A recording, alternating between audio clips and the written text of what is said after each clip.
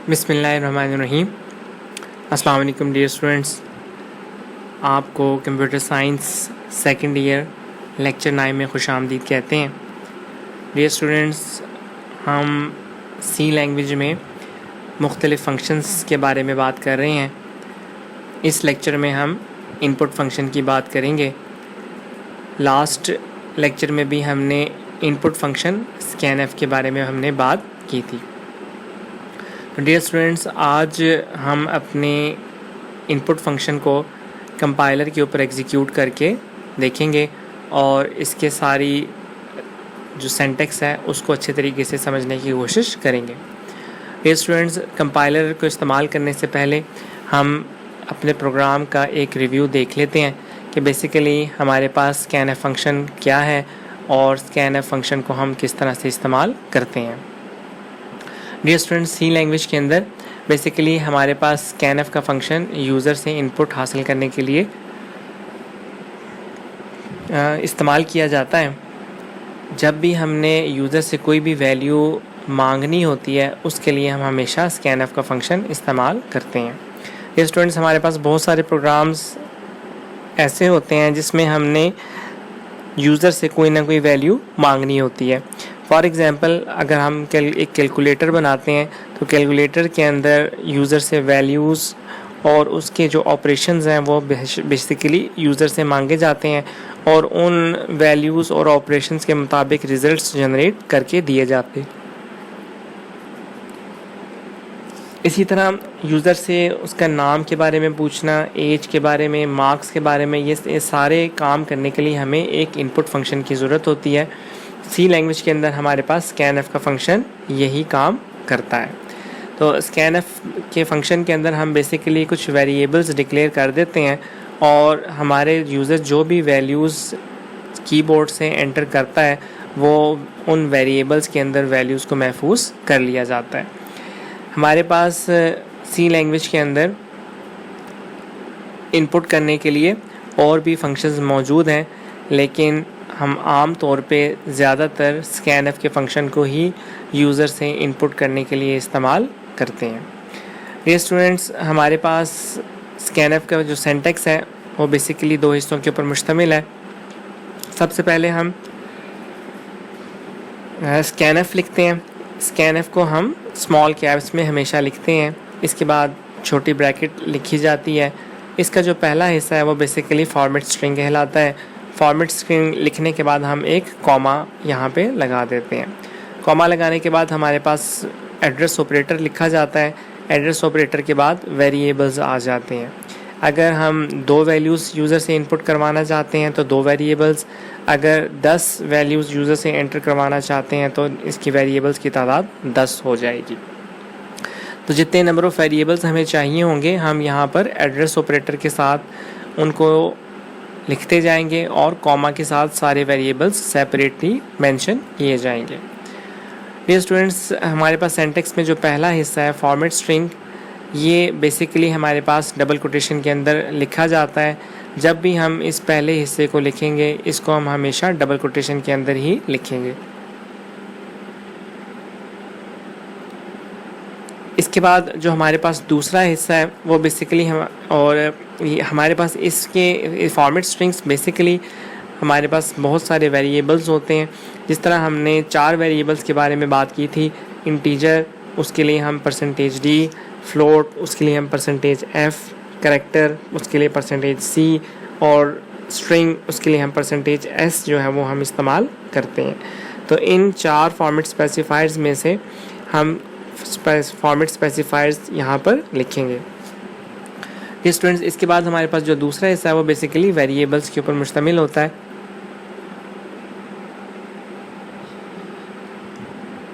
ये जो वेरिएबल्स होते हैं इन वेरिएबल्स के अंदर बेसिकली उन वैल्यूज़ को महफूज किया जाता है जो यूज़र ने एंटर की होती हैं। हर वैल्यू को यूज़र कीबोर्ड से लिखने के बाद एंटर प्रेस करेगा। यूज़र जितने भी कैरेक्टर्स लिखने के बाद एंटर प्रेस करेगा वो एक इनपुट मानी जाएगी और वो जो भी वैल्यू होगी वो उस पहले वेरिएबल के अंदर महफूज कर ली जाएगी। इसी तरह अगर दूसरी वैल्यू है तो उसके बाद एंटर प्रेस करने के बाद जो भी कैरेक्टर्स लिखे जाएंगे और एंटर प्रेस किया जाएगा, वो दूसरे वेरिएबल के अंदर महफूज कर दिया जाता है। और इसी तरह से बाकी वेरिएबल्स भी काम करते रहते हैं। ये स्टूडेंट्स, हमारे पास ये वेरिएबल्स बेसिकली मेमोरी लोकेशंस होती हैं। इन मेमोरी लोकेशंस को बेसिकली याद रखना हमारे लिए मुश्किल होता है, तो हम इनको बेसिकली इन्हीं नेम्स के साथ कॉल करते हैं। आप इसको वेरिएबल भी कह सकते हैं, नेम, एज, एड्रेस, जो भी हमने वेरिएबल का नाम रखा होगा,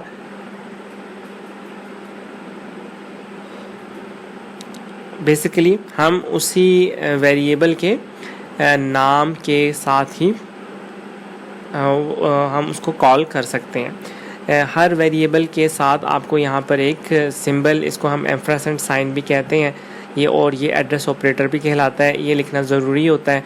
ये बेसिकली उस वेरिएबल को के एड्रेस को मेंशन कर रहा होता है जहाँ पर हमने उस वेरिएबल को महफूज किया होता है। तो ये कंपाइलर का बेसिकली एम्परसेंड साइन कंपाइलर के लिए होता है, और ये वहाँ से हमारी वैल्यू को कॉल करके लेकर आता है और हमें उस वैल्यू को दिखाता है। तो इसे हम एड्रेस ऑपरेटर भी कहते हैं। तो अब डियर स्टूडेंट्स, हम अपना पहला प्रोग्राम जो है बनाने के लिए टर्बो सी कंपाइलर को इस्तेमाल करेंगे और उसके अंदर हम अपना पहला प्रोग्राम करेंगे। तो अब चलते हैं अपनी टर्बो सी की स्क्रीन के ऊपर। बिस्मिल्लाहिर्रहमानिर्रहीम।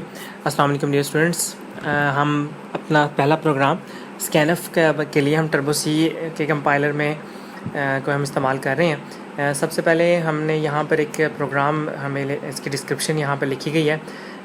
Right a program that input name, age and address from user and display on screen.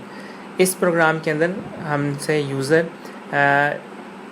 नाम के बारे में, हमने यूज़र ये कह रहा है कि हम एक नाम, उसका एज और एड्रेस यूज़र से हम इनपुट करवाएं और उसको हम स्क्रीन के ऊपर डिस्प्ले करवाएं। डियर स्टूडेंट्स, आपको इस प्रोग्राम से पहले आपको एक बैकस्लैश और स्टैरिक का निशान नज़र आ रहा है। इसी तरह इस डिस्क्रिप्शन की एंड के ऊपर आपको फिर से एक स्टैरिक और बैकस्लैश नज़र आ रहा है। ये डियर स्टूडेंट्स बेसिकली कमेंट्स के लिए इस्तेमाल किया जाता है। जब हम किसी लाइन को कमेंट कर देते हैं तो वो उस कमेंट के लिए हम बैकस्लैश स्टैरिक और उसके बाद जहाँ पर कमेंट्स ख़त्म करने हो वहाँ पर स्टैरिक और बैकस्लैश इस्तेमाल किया जाता है। मल्टीपल लाइंस को अगर हमने कमेंट करना हो तो उसके लिए हम बैकस्लैश स्टैरिक का इस्तेमाल करते हैं, और जहाँ पर 3-4 जितनी भी लाइनों तक हमने कमेंट करना हो वहाँ पर हम दोबारा से एंड के ऊपर स्टैरिक और बैकस्लैश लगा देते हैं। डियर स्टूडेंट्स, कमेंट का मतलब ये होता है कि जब हम अपने प्रोग्राम को कंपाइल करेंगे तो कंपाइल के अंदर ये जो हमारे पास जो कमेंट किया गया एरिया है, ये बेसिकली प्रोग्राम का हिस्सा नहीं होगा। ये सिंपल एक हेल्पफुल मटेरियल है जिसको हम पढ़ सकते हैं, लेकिन जब ये इसका कंपाइलेशन के अंदर इस लाइन का कोई भी पार्ट शामिल नहीं होता। तो हम अपने प्रोग्राम्स के अंदर बहुत सारी जगहों के ऊपर फार्मूले के तौर पर या किसी मेमोरी के तौर पे हम अगर कोई मेमोरी लिखना चाहते हैं, कोई नोट लिखना चाहते हैं, तो हम कमेंट के ज़रिए से लिख सकते हैं। अगर आपने सिर्फ एक ही लाइन में कमेंट करना हो तो उसके लिए आप 2 दफ़ा बैकस्लैश इस्तेमाल कर सकते हैं, लेकिन अगर आपने मल्टीपल लाइंस के अंदर कमेंट करने हो तो हम बैकस्लैश स्टैरिक और प्रोग्राम के एंड में दोबारा बैकस्लैश स्टैरिक के साथ हम लगा लेते हैं। तो ये भी बहुत ज़रूरी है कि आप अपने प्रोग्राम को जब स्टार्ट करें तो प्रोग्राम के ये बेसिकली प्रोग्राम कर क्या रहा है और इस प्रोग्राम के अंदर हम क्या इस्तेमाल करेंगे या कैसे इसको इस्तेमाल किया जाएगा, इसके लिए हम कमेंट्स का इस्तेमाल करते हैं। जैसे हमने यहाँ पर कमेंट के अंदर अपने प्रोग्राम को लिखा हुआ है, ताकि जब भी कोई भी यूज़र हमारे इस प्रोग्राम को इस्तेमाल करे तो उसे समझ आ जाए कि बेसिकली इस प्रोग्राम के अंदर हम क्या करना चाह रहे हैं। तो डियर स्टूडेंट्स, हम दोबारा से अपना प्रोग्राम स्टार्ट करते हैं। तो सबसे पहले जब भी हम प्रोग्राम अपना स्टार्ट करते हैं उसके लिए हम हमेशा हेडर फाइल्स जो हैं वो इस्तेमाल करते हैं। हेडर फाइल्स भी हम इसे कहते हैं, इसे हम प्री प्रोसेसर डायरेक्टिव्स भी कहते हैं। और जब भी हम अपना हेडर फाइल या प्री प्रोसेसर डायरेक्टिव स्टार्ट करते हैं उससे के लिए हम हैश का सिंबल इस्तेमाल करते हैं। हैश के बाद इंक्लूड लिखा जाता है। इंक्लूड का मतलब है शामिल किया जाए, और इसके बाद ये एंगल ब्रैकेट कहलाती है। एंगल ब्रैकेट को ओपन किया जाता है। इसके बाद हमारे पास cone IO .h,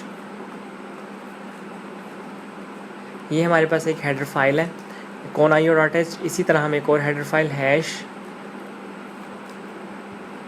include stdio .h, standard input output.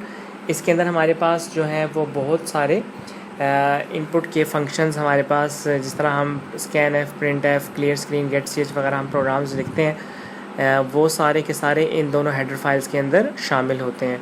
अगर हम इन हेडर फाइल्स को शामिल नहीं करेंगे तो हमारे पास जिस भी हमने फंक्शन को इस्तेमाल किया है उस हेडर फाइल का हमें एरर जनरेट हो जाएगा। तो इसलिए इन हेडर फाइल्स को लिखना ज़रूरी होता है। डियर स्टूडेंट्स, इसके बाद फिर हम जो है मेन फंक्शन लिखते हैं। वॉइड लिखा जाता है, वॉइड के बाद हम मेन लिखते हैं। ये मेन बेसिकली फंक्शन का नाम है और इसके बाद छोटी ब्रैकेट के अंदर दोबारा से वॉइड लिखने के बाद ब्रैकेट को क्लोज़ कर लिया जाता है। ये डियर स्टूडेंट्स बेसिकली हमारे पास मेन फंक्शन कहलाता है। इसको हम मेन फंक्शन कहते हैं प्रोग्राम का। मेन फंक्शन का मतलब ये होता है कि जब भी हमारा कंपाइलर प्रोग्राम को शुरू करेगा तो वो हमेशा हमारे प्रोग्राम के मेन फंक्शन से ही वो स्टार्ट करता है। इसी तरह ये जो हमारे पास है, ये हमारे पास बेसिकली प्री प्रोसेसर डायरेक्टिव्स कहलाते हैं। मेन फंक्शन लिखने के बाद हम जो है ओपन ब्रेस लगाते हैं। हम यहाँ पर ओपन ब्रेस लिख लेते हैं।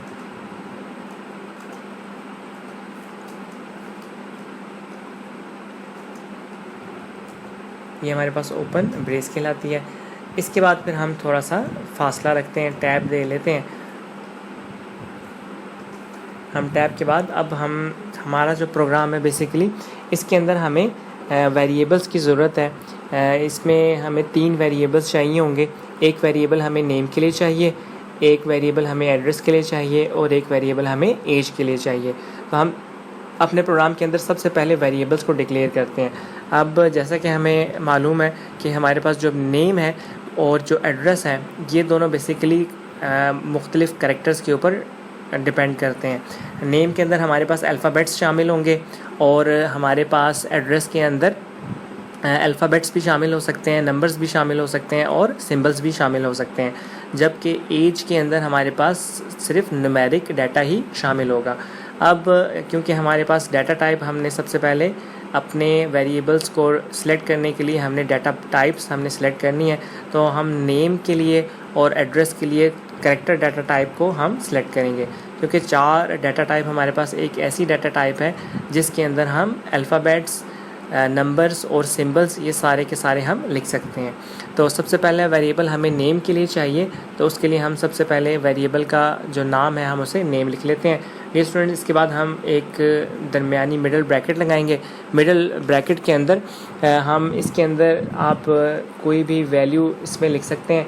यानी हमारा ये जो बेसिकली हम नेम है ये 25 कैरेक्टर्स तक शामिल हो सकता है। 25 कैरेक्टर्स तक हम अपने नेम को लिख सकते हैं। आप इसकी तादाद को यहाँ पर जो भी मेंशन करेंगे डिजिट्स के अंदर, उतनी ही डिजिट के अंदर आपका नेम शामिल होगा। इससे ज़्यादा अगर आप कोई इसका यूज़र इसमें नेम को लिखेगा तो वो बाकी सारे कैरेक्टर्स उसके इग्नोर हो जाएंगे। इसी तरह हम दूसरा जो हमारे पास वेरिएबल है वो बेसिकली हमारे पास एड्रेस है। तो हम एड्रेस के लिए एड्रेस लिखने के बाद हम उसी तरह से मिडल ब्रैकेट लगाते हैं और इसके बाद हम इसके लिए 30 कैरेक्टर्स, क्योंकि एड्रेस थोड़ा सा बड़ा भी हो सकता है तो इसके लिए हम 30 कैरेक्टर्स जो हैं वो सिलेक्ट कर लेते हैं। अब ये हमारी एक डाटा टाइप के अंदर हमारे पास 2 वेरिएबल्स हैं और दोनों हमारे पास उसके सेम नेम है। एक हमारे पास नेम और दूसरा हमारे पास एड्रेस। तो इसके बाद हम एंटर प्रेस कर लेते हैं। अब जो तीसरा जो वेरिएबल हमारे पास रह गया है वो बेसिकली एज है। और एज क्योंकि इसके अंदर हमारे पास न्यूमेरिक वैल्यू होगी तो इसके लिए जो हम डाटा टाइप सेलेक्ट करेंगे वो बेसिकली इंटीजर होगी। तो हम इंट लिखेंगे और वेरिएबल का नाम हम एज डिक्लेयर कर लेते हैं। एज लिखने के बाद हमारा जो सबसे पहला काम था वेरिएबल डिक्लेरेशन का वो हमने यहाँ पर कंप्लीट कर लिया। हमने यहाँ पर वेरिएबल डिक्लेयर किया है। अब इसके अंदर जो इनिशियलाइजेशन है, यानी इसके अंदर नेम क्या होगा, इसके अंदर एड्रेस क्या होगा और इसके अंदर एज क्या होगी, ये बेसिकली हम यूज़र से पूछेंगे और यूज़र से पूछने के बाद वो वैल्यूज़ हमारे पास इन वेरिएबल्स के अंदर स्टोर हो जाएंगी।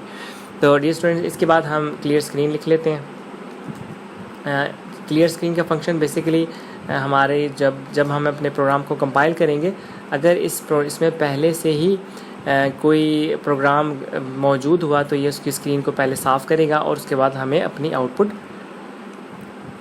कंप्लीट स्क्रीन के ऊपर साफ तौर पे नज़र आ जाएगी। डियर स्टूडेंट्स, अब हमने सबसे पहले यूज़र से उसका नेम मांगना है, तो उसके लिए हमें प्रिंट एफ फंक्शन की ज़रूरत होगी। तो हम यहाँ पर प्रिंट एफ फंक्शन के अंदर एक मैसेज लिखेंगे और यूज़र से कहेंगे कि एंटर योर नेम।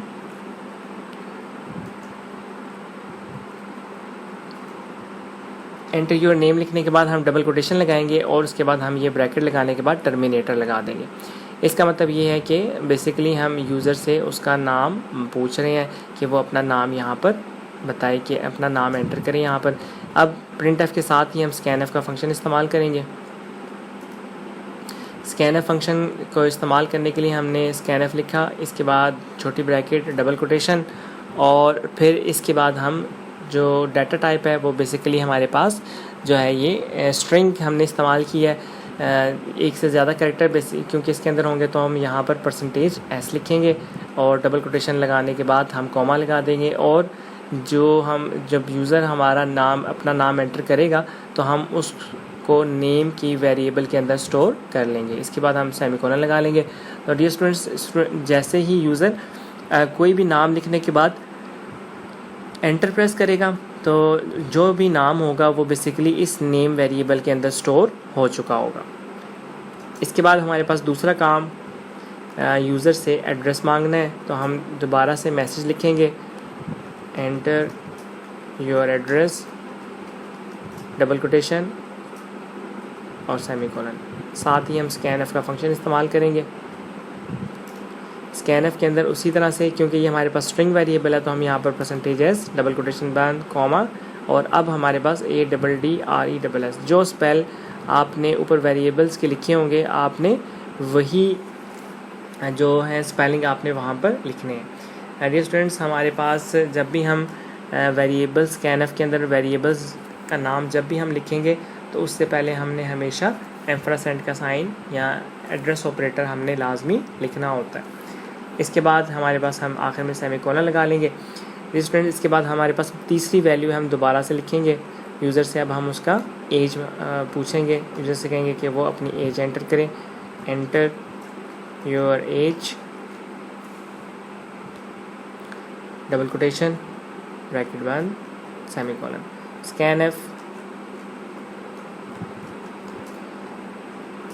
अब क्योंकि ये हमारे पास डाटा टाइप इंटीजर है तो यहाँ पर हम %d लिखेंगे और कॉमा लगाने के बाद हमारे पास एड्रेस ऑपरेटर और एज ब्रैकेट क्लोज और सेमीकोलन। ये स्टूडेंट्स, यहाँ पर हमने इस वक्त सिर्फ यूज़र को स्क्रीन के ऊपर एक मैसेज दिया है और मैसेज देने के बाद यूज़र मैसेज को पढ़ेगा, रीड करने के बाद कीबोर्ड से कुछ डाटा लिखेगा और एंटर प्रेस करेगा, और वो जो हमारे पास सबसे पहला जो नंबर एंटर किया जाएगा वो नेम के अंदर। इसी तरह जिसके लिखने के फ़ौरन बाद दूसरा मैसेज आ जाएगा। उस मैसेज में जो भी यूज़र लिख के एंटर प्रेस करेगा वो हमारे पास एड्रेस के अंदर, और तीसरे मैसेज के ऊपर यूज़र जो भी लिख के एंटर प्रेस करेगा वो बेसिकली हमारे पास एज के अंदर। तो इस यहाँ तक प्रोग्राम चलने के बाद हमारे पास नेम, एड्रेस और एज के अंदर कोई ना कोई वैल्यू इस वक्त मौजूद होगी। अब हम बारी बारी इन तीनों वैल्यूज़ को हम देख लेते हैं कि बेसिकली हमारे पास यूज़र ने हमें क्या कौन सी वैल्यूज़ एंटर की हैं। तो हम उसको देखने के लिए दोबारा प्रिंट एफ का फंक्शन इस्तेमाल करेंगे। अब ये जो हमारे पास प्रिंट एफ का फंक्शन है ये बेसिकली हमें वो दिखाएगा कि यूज़र ने कीबोर्ड से क्या एंटर किया था। तो हम यहाँ पे लिख लेते हैं योर नेम इज़, सबसे पहले क्योंकि हमने उससे नेम मांगा था और वो हमारे पास %s के अंदर था। हम डबल कोटेशन बंद करते हैं और वेरिएबल का नाम है नेम, ब्रैकेट क्लोज करने के बाद सेमीकोलन लगा लेंगे। स्टूडेंट्स, हम यहाँ पर साथ ही /n का इस्तेमाल कर लेते हैं ताकि जब हमारे पास दूसरा प्रिंट एफ आए तो वो हमारे पास वो न्यू लाइन के अंदर मौजूद हो। इसी तरह हम दूसरा जो प्रिंट एफ है उस प्रिंट एफ के लिए हम यहाँ पर अब उसके लिए जो यूज़र ने हमारे पास एड्रेस एंटर किया है उसके लिए अब हम लिखेंगे your address is %s/n double quotation बंद कॉमा और एड्रेस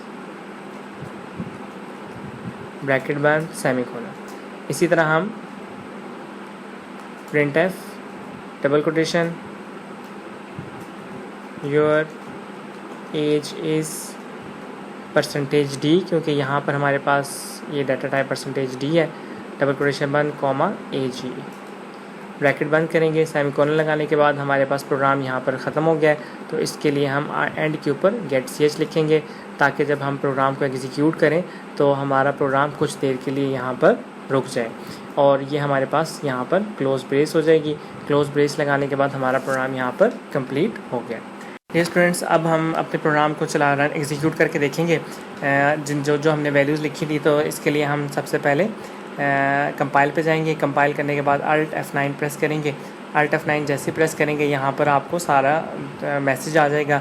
यहाँ पर इस वक्त सक्सेस लिखा गया है, इसका मतलब है हम अपने प्रोग्राम में इस वक्त हमारे पास प्रोग्राम के अंदर कोई भी जो एरर उसमें मौजूद नहीं है। इसके साथ ही हम रन इसको एग्जीक्यूट करेंगे। एग्जीक्यूट करने के लिए आपने Ctrl+F9 या आप यहाँ से रन पे प्रेस कर सकते हैं। अब जैसे ही हमने यहाँ पर लिखा तो हमें स्क्रीन के ऊपर अपना सबसे पहले मैसेज लिखा हुआ नज़र आ गया है, जिसके अंदर हमने लिखा था एंटर योर नेम। हम यहाँ पर नेम लिख लेते हैं SHOAIB, शोएब। लिखने के बाद हम एंटर प्रेस करेंगे। अब इसके साथ ही हमारे पास एड्रेस आ चुका हुआ है। अब एड्रेस के लिए हम यहाँ पर गुजरात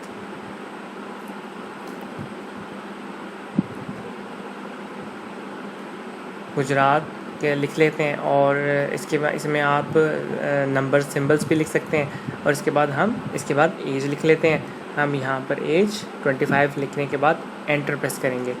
स्टूडेंट्स, जैसे ही हमने एंटर प्रेस किया, अब जब प्रोग्राम हमने स्टार्ट किया था, प्रोग्राम स्टार्ट करने से पहले हमारे पास नेम, एड्रेस और एज के अंदर कोई भी डाटा मौजूद नहीं था, लेकिन स्कैनफ के फंक्शन की मदद से हमने वेरिएबल्स के अंदर अपना वैल्यूज़ जो है वो महफूज कर ली हैं।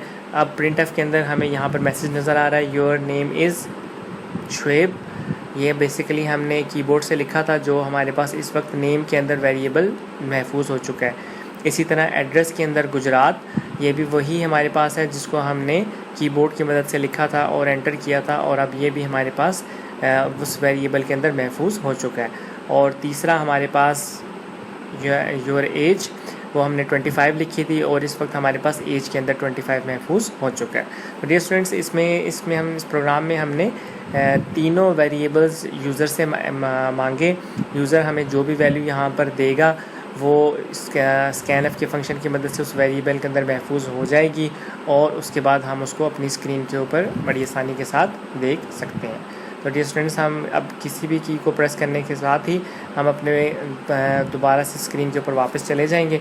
अब यहाँ पर जैसे कि हमने पहला मैसेज में लिखा था प्रिंटफ एंटर योर नेम, ये हमें सबसे पहले वहाँ पर नज़र आया। हमने उसके बाद जो भी हम कीबोर्ड से लिखेंगे वो बेसिकली इस एड्रेस ऑपरेटर की मदद से इस वेरिएबल के अंदर महफूज हो जाएगा। इसके बाद एंटर योर एड्रेस, जो भी हम एड्रेस लिखेंगे वो यहाँ स्कैनफ में इस फंक्शन की मदद से इस एड्रेस के अंदर स्टोर हो जाएगा। इसी तरह एंटर योर एज, जो भी हम एज लिखेंगे वो इस स्कैनफ के फंक्शन की मदद से यहाँ पर हमारे पास महफूज हो जाएगा। और इसके बाद हम फिर इसको बारी बारी प्रिंट एफ करके देख लेंगे। जो हमने कीबोर्ड से लिखा था वो हमें यहाँ पर मैसेज योर नेम इज़, जो भी हमने उसमें कीबोर्ड से लिखा था वो यहाँ पर हमें नज़र आ जाएगा। इसी तरह योर एड्रेस इज़, जो भी एड्रेस लिखा गया था वो हमें यहाँ पर नज़र आएगा। और आपके पास योर एज इज़, ये हमारे पास एज, और उसके बाद हम प्रोग्राम को गेट ch कर लेंगे और आपके पास यहाँ पर प्रोग्राम कंप्लीट हो जाएगा। तो डियर स्टूडेंट्स, उम्मीद है आपको इस प्रोग्राम की अच्छी से समझ आ गई होगी और आप इसको दोबारा से प्रैक्टिस करने की भी कोशिश करेंगे। डियर स्टूडेंट्स, आज हमने स्कैनफ फंक्शन के बारे में बात की। हमने इसको रिव्यू करके देखा कि हमारे पास स्कैनफ फंक्शन के बेसिकली दो हिस्से हैं, और सबसे अहम हमने अपने एक प्रोग्राम को जिसमें हमने यूज़र से उसका नेम, उसका एड्रेस और उसको एज को हमने इनपुट करवाया, उसको हमने कंपाइलर के ऊपर एग्जीक्यूट करके भी देखा। तो डियर स्टूडेंट्स, आपने टर्बो सी के कंपाइलर को इंस्टॉल करना है और अपने इसी तरह के प्रोग्राम को उस पर अपने प्रोग्राम को लिखना है, उसे कंपाइल करना है, उसे एग्जीक्यूट करना है और उसकी आउटपुट को आपने लिखना है। उसमें आप मुख्तलिफ़ वैल्यूज़ एंटर करें और उसके बाद आप अपने प्रोग्राम को चेक करें कि आपका प्रोग्राम क्या उन मुख्तलिफ़ वैल्यूज़ के लिए ठीक तरीके से काम कर रहा है या नहीं। इसके अलावा भी हम नेक्स्ट पार्ट में मज़ीद कुछ प्रोग्राम्स भी कंपाइलर के ऊपर बनाएंगे ताकि हम अच्छे तरीके से प्रोग्राम्स को समझ सकें। आपने अपनी बुक में से जो भी जितने भी प्रोग्राम्स हैं आपके पास, उन सब प्रोग्राम्स को अच्छे तरीके से आपने देखना है और उसके बाद आपने उनको ज़बानी कंपाइलर के ऊपर बनाने के लिए भी प्रैक्टिस करनी है। इंशाल्लाह नेक्स्ट लेक्चर में दोबारा हाज़िर होंगे, तब तक के लिए अस्सलाम।